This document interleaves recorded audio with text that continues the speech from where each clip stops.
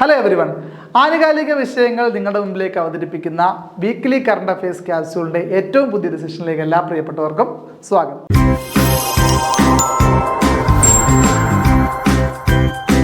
അപ്പോൾ നമ്മൾ ഇന്ന് ഈ കഴിഞ്ഞ ആഴ്ചയിൽ നടന്ന പ്രധാനപ്പെട്ട സംഭവങ്ങളിലേക്കൊന്ന് ശ്രദ്ധിക്കാം. നോക്കൂ, Indian navy commissioned new survey vessel named INS Nirdeshak. INS Nirdeshak എന്ന പേരിൽ ഇന്ത്യൻ നേവി ഒരു പുതിയ സർവേ വെസൽ കമ്മീഷൻ ചെയ്തിരിക്കുന്നു. ഓക്കെ, നോക്കൂ, INS Nirdeshak is the second ship under the survey vessel project of Indian navy. Survey vessel, Indian നേവിയുടെ survey vessel project രണ്ടാമത്തെ ഷിപ്പാണ് ഏത് INS നിർദ്ദേശക് എന്ന് പറയുന്നത്. It is designed to conduct hydrographic surveys, assist in navigation and support maritime operations. Hydrographic സർവേകൾ നടത്താൻ, നാവിഗേഷനിൽ assist ചെയ്യാൻ, അതുപോലെ മാരിടൈം ഓപ്പറേഷനുകളിൽ സപ്പോർട്ട് ചെയ്യാൻ വേണ്ടിയിട്ടൊക്കെയാണ് ഈ INS നിർദ്ദേശകിനെ ഇന്ത്യൻ നേവി കമ്മീഷൻ ചെയ്തിരിക്കുന്നത്. ഓക്കെ, അടുത്ത പോയിന്റ് വളരെ പ്രധാനപ്പെട്ടതാണ്. It's built by garden reach ship builders and engineers GRSE, Kolkata. കൊൽക്കത്തയിലെ garden reach ship builders and engineers ആണ് എന്ത് ഈ ഒരു INS നിർദ്ദേശക് എന്ന ഈ സർവേ വെസലിനെ എന്ത് ചെയ്തിരിക്കുന്നു, ഡിസൈൻ ചെയ്തിരിക്കുന്നു. Okay, it reflects India's commitment to Atmanirbhar Bharat with 80% of indigenous content. അതായത് കോവിഡിന് ശേഷം ഇന്ത്യയിൽ അവതരിപ്പിക്കപ്പെട്ട ഒരു പദ്ധതിയായിരുന്നല്ലോ ആത്മനിർഭർ ഭാരത്, അതായത് സെൽഫ് റിലയൻറ്റ് ഇന്ത്യ. എല്ലാ കാര്യങ്ങളിലും ഇന്ത്യ സ്വയം പര്യാപ്തമാവുക എന്നുള്ളതായിരുന്നു അതിൻ്റെ ഒരു എയിം എന്ന് പറയുന്നത്. ആ ഒരു കാഴ്ചപ്പാട് നിന്നുകൊണ്ടാണ് ഇതിൻ്റെ ചെയ്തിരിക്കുന്നത്. അപ്പോൾ അതുകൊണ്ട് തന്നെ 80% ഓഫ് ഇൻഡിജിനിയസ് കണ്ടന്റ്, തദ്ദേശീയമായുള്ള വസ്തുക്കൾ തന്നെയാണ് 80% ഈ ഒരു സർവേ വെസൽ നിർമ്മിക്കാനായിട്ട് ഉപയോഗിച്ചിരിക്കുന്നു എന്നുള്ളതാണ് ഇതിൻ്റെ ഏറ്റവും പ്രധാനപ്പെട്ട ഹൈലൈറ്റ്. അപ്പോൾ വളരെ ശ്രദ്ധിക്കേണ്ട കാര്യം, INS Nirdeshak garden reach ship builders and engineers ആണ് അത് ഡിസൈൻ ചെയ്തിരിക്കുന്ന. 80%ഓളം ഇൻഡിജിനിയസ് കണ്ടന്റ് അതിലുണ്ടെന്നുള്ളതാണ് ഏറ്റവും പ്രധാനപ്പെട്ട കാര്യം. നെക്സ്റ്റ് നോക്കൂ, Mikheil Kavelashvili has appointed as the new president of Georgia. ജോർജിയയുടെ പുതിയ പ്രസിഡന്റായിട്ട് മിഖായൽ കവലാഷ്വിലിയെ അപ്പോയിന്റ് ചെയ്തിരിക്കുന്നു എന്നുള്ളതാണ് അടുത്തൊരു വാർത്ത.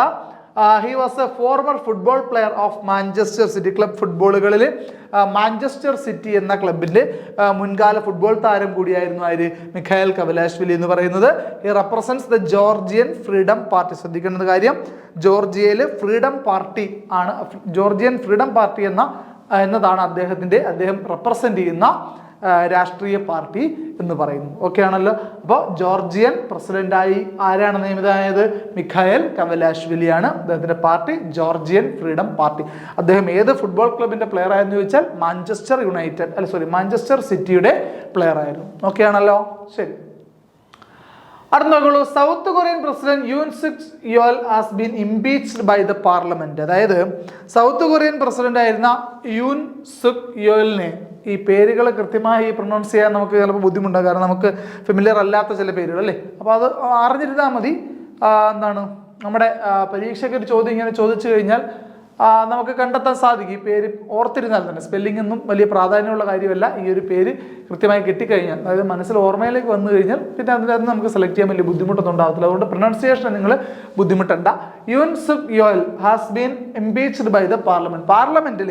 പാർലമെന്റിൽ ആരെ, ഈ സൗത്ത് കൊറിയയുടെ പ്രസിഡന്റ് ആയിരുന്ന യൂൻ സുക് യോലിനെ എന്ത് ചെയ്തു, ഇംപീച്ച് ചെയ്തു. അതിൻ്റെ റീസൺ എന്താണെന്ന് ചോദിച്ചാൽ, അദ്ദേഹം സൗത്ത് കൊറിയയിൽ സൈനിക നിയമം പ്രാബല്യത്തിൽ വരുന്ന, അല്ലെങ്കിൽ സൈനിക നിയമം നടപ്പിലാക്കാൻ വേണ്ടി ശ്രമിക്കുകയുണ്ടായി. എന്നാൽ എലക്റ്റഡ് മെമ്പേഴ്സ് അതിനെതിരെ വോട്ട് ചെയ്തിട്ട് ആ ഒരു നീക്കം ഫെയിലായിപ്പോയി. ആ ഒരു നീക്കം ഫെയിലായിപ്പോയതിൻ്റെ പശ്ചാത്തലത്തിലാണ് അദ്ദേഹത്തിന് എന്ത് ചെയ്തത്, ഇംപീച്ച് ചെയ്തിട്ടുള്ളത്. ഓക്കെ, അപ്പോൾ Yoon Suk Yeol try to implement martial law in south Korea. South കൊറിയയിൽ മാർഷൽ ലോ, സൈനിക നടപടി നിയമം നടപ്പിലാക്കാൻ ശ്രമിച്ചു. The representatives of the house voted against this. ഇതിനെതിരെ ആ ഹൗസിന്റെ റെപ്രസെന്റേറ്റീവ്, എലക്റ്റഡ് മെമ്പേഴ്സ് ആയിട്ടുള്ള ആൾക്കാർ എന്ത് ചെയ്തു, എഗെയിൻസ്റ്റ് ആയിട്ട് വോട്ട് ചെയ്തു.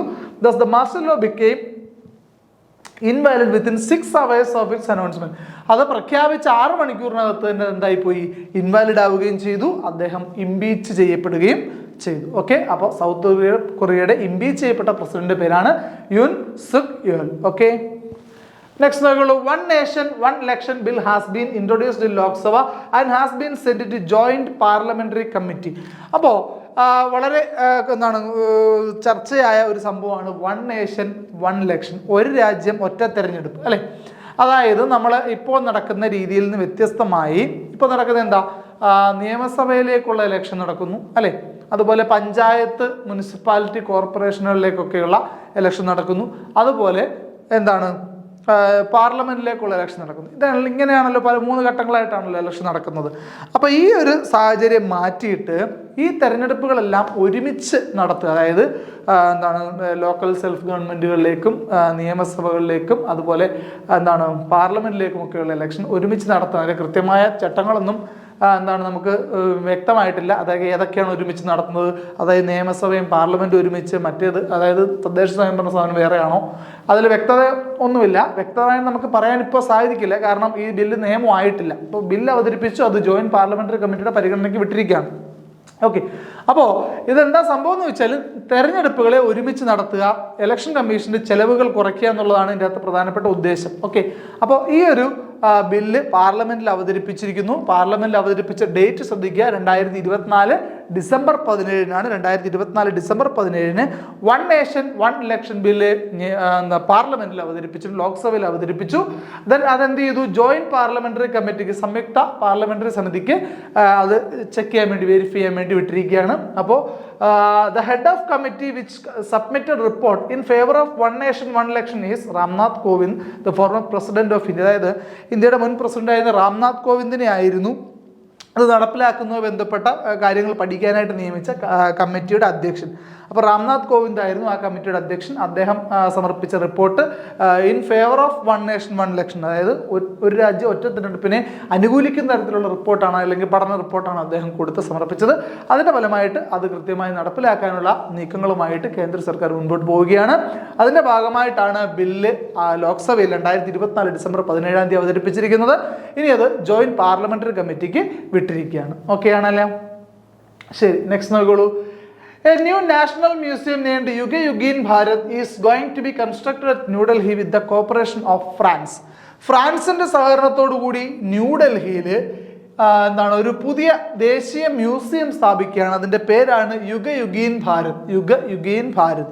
ഈ ഒരു മ്യൂസിയത്തിന്റെ പ്രത്യേകത എന്താണെന്ന് ചോദിച്ചാൽ, ഇത് പണിഞ്ഞു കഴിയുമ്പോൾ largest museum in the world. It is going to be the world's largest museum. ലോകത്തിലെ ഏറ്റവും വലിയ മ്യൂസിയം ആകാൻ പോകുന്നത്, അതായത് നിലവിലുള്ള മ്യൂസിയങ്ങളെക്കാൾ വലിപ്പത്തിൽ വലുതാണ്. അതായത് വലിപ്പ വ്യത്യാസത്തിൽ ഏറ്റവും വലുതായി നിൽക്കുന്ന, അല്ലെങ്കിൽ പണിഞ്ഞു വരുമ്പോൾ കൺസ്ട്രക്ഷൻ ഫിനിഷായി കഴിയുമ്പോൾ ഏറ്റവും വലിയ മ്യൂസിയം എന്ന ഖ്യാതി നേടാൻ പോകുന്ന ഒരു മ്യൂസിയമാണ് ന്യൂഡൽഹിയിൽ പണിയുന്നത്. അത് ഇൻ കോപ്പറേഷൻ വിത്ത് ഫ്രാൻസിന്റെ സഹകരണത്തോടു കൂടിയാണ് പണിയുന്നത്. പേരിട്ടിരിക്കുന്നത് യുഗ യുഗീൻ ഭാരത് എന്നാണ്. എന്താണെന്ന് വെച്ചാൽ, it will be displaying 5000 years history of India across 950 rooms. 950 റൂമുകളിലായിട്ടാണ് ഈ ഒരു മ്യൂസിയം പണിയുന്നത്. അതിൽ കൂടി ഇന്ത്യയുടെ 5000 വർഷത്തെ ചരിത്രം അവിടെ എത്തുന്നവർക്ക് മുമ്പിൽ പ്രദർശിപ്പിക്കുക എന്നുള്ളതാണ് ഇതിൻ്റെ ഒരു ഉദ്ദേശം എന്ന് പറയുന്നു. ഓക്കെ ആണല്ലോ? അപ്പോൾ new national museum named Yuga Yugeen Bharat. Yuga Yugeen Bharat, അത് ഇന്ത്യയുടെ 5000 വർഷത്തെ ചരിത്രം ഡിസ്പ്ലേ ചെയ്യാൻ വേണ്ടിയിട്ടാണ്. 950 റൂംസ് ആണ്. അതുപോലെ ഇതിന് ബിൽഡ് ചെയ്യുന്നത് ന്യൂഡൽഹിയിലാണ്. ഇതിനെ സഹായിക്കുന്ന രാജ്യം എന്ന് പറയുന്നത് ഫ്രാൻസ് ആണ്. ഓക്കെ ആണല്ലോ? Next നോക്കോളൂ. IIT Bombay developed a bacteria which consumes the poisonous and harmful chemicals in soil. This bacteria can be used to increase productivity from cultivation. അപ്പോൾ IIT ബോംബെ എന്താണ് കണ്ടുപിടിച്ചിരിക്കുന്നത് നോക്കിയേ. Developed a bacteria which consumes the poisonous and harmful chemicals in soil. മണ്ണിലുള്ള poisonous, വിഷാംശവും അല്ലെങ്കിൽ രാസപരമായ പദാർത്ഥങ്ങളെ consume ചെയ്യുന്ന, അതായത് തിന്നു തീർക്കുന്ന ബാക്ടീരിയയെ IIT ബോംബെ ഡെവലപ്പ് ചെയ്തിരിക്കുന്നു. അപ്പോൾ വളരെ ഇന്നോവേറ്റീവായ ഒരു കാര്യമാണ് അതല്ലേ.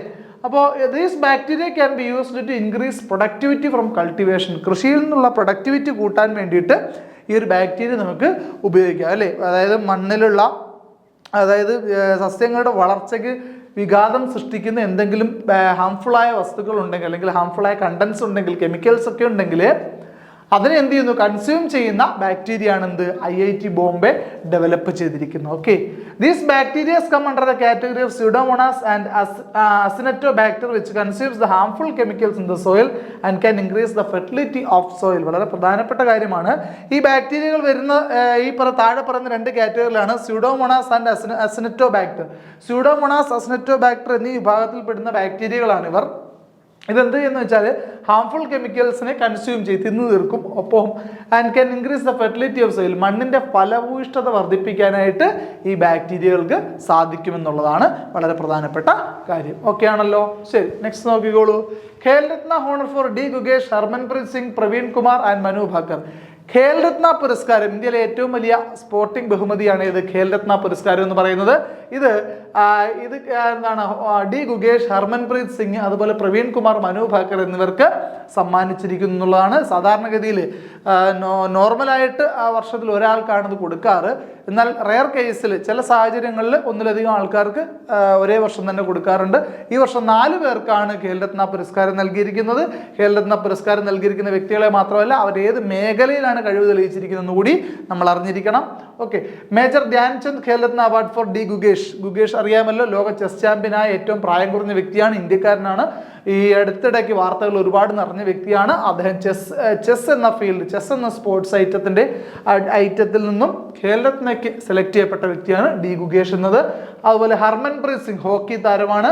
പ്രവീൺ കുമാർ പാരാ അത്ലറ്റിക്സിൽ എന്താണ് സ്പെഷ്യലൈസ് ചെയ്തിരിക്കുന്ന സ്പോർട്സ് താരമാണ്.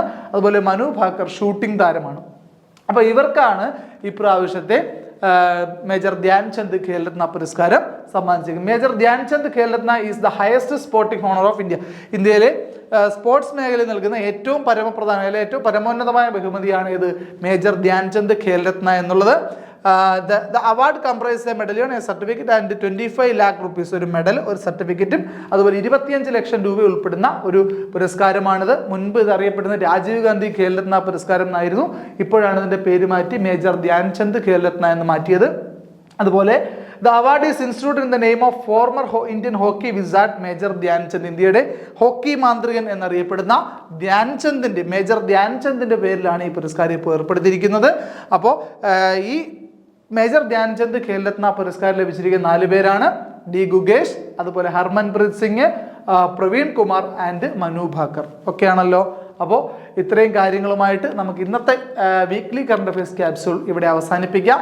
അടുത്ത ആഴ്ചയിൽ മറ്റൊരു കുറച്ച് വിവരങ്ങളുമായിട്ട് നമുക്ക് വീണ്ടും കാണാം. Good bye.